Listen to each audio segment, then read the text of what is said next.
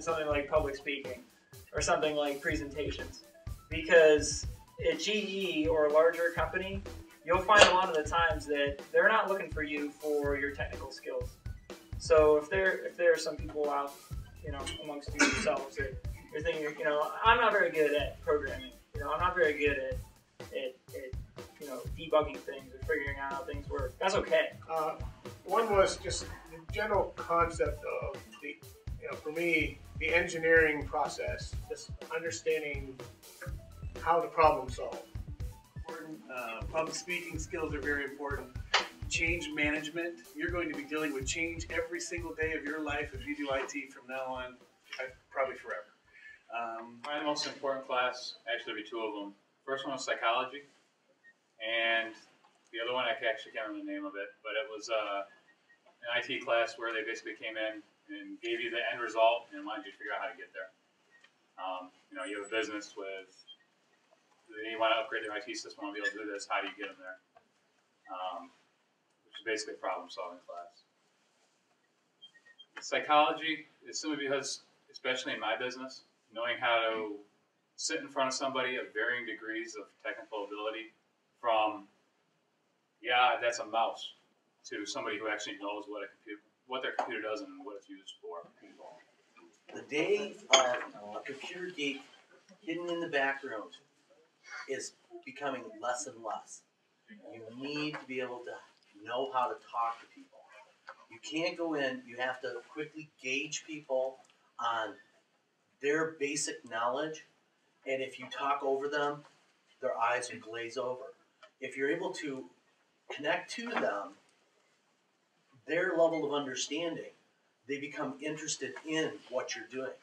The day an IT guy walks into an office, hits a couple of keystrokes, and Mary, it's all fixed, and walks out, is basically over now. And a big part of what we do is teamwork. And within teamwork, you have to be able to effectively communicate to the other people that you're working with.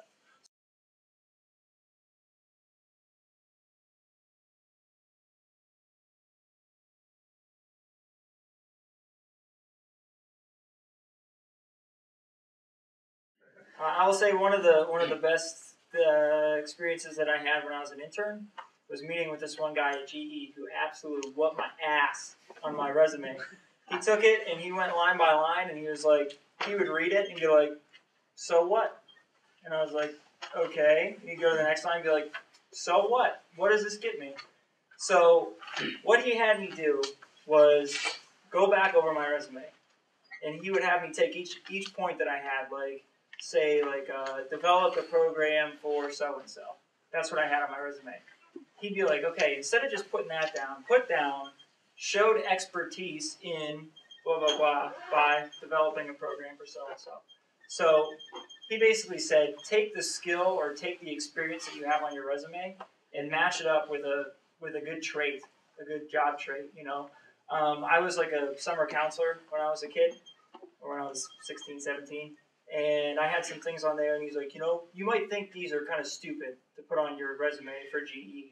He's like, but it makes a lot of sense if you put, showed the ability to coordinate activities through this, and this. He's like, they're looking for people to do that on the job. They're looking for somebody to be a coordinator. They're looking for somebody to be a leader.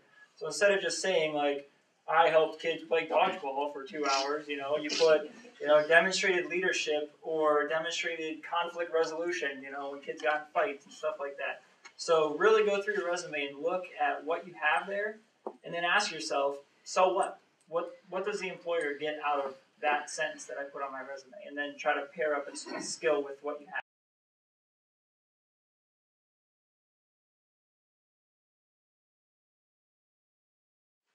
Well, I probably am on the opposite end of the spectrum from GE. Our company did about $6 million last year in business. So we're a small company, and I can tell you that it's looking really good. I mean, we've hired 3 new people so far this year. We need to hire another person before the end of the month. We've been looking actually for about 4 months now for an IT person, and we haven't been able to find the right person yet. So there's definitely a demand, even in the small companies, like we are with 30, 40 employees. on where you want to live, whether you want to stay in Jamestown or local, or if you want to go to a bigger city or a bigger market, and your skill set. That's one reason why I said the internship. The internship thing is huge. It's something that it's not a, well, should I or shouldn't I? It's how many can I get? You can get more than one, do more than one. Locally, if you want to stay in the local market, you really need to have a broad skill set. If you have that, you're very employable. But you have to be a full range IT person. In other words, you need to be able to replace a hard drive, Write Java. write Java, install a server operating system, run network wire, build a website, support applications that you've never seen, be able to do end user support, be able to fix your friend's computer, that entire gamut. If you're in a larger market, you can specialize on one thing. You can just be a Cisco guy and make a very good living doing nothing but programming Cisco routers or Cisco firewalls. You can be just a web development person and make good money at it. The availability of jobs in the IT world is huge.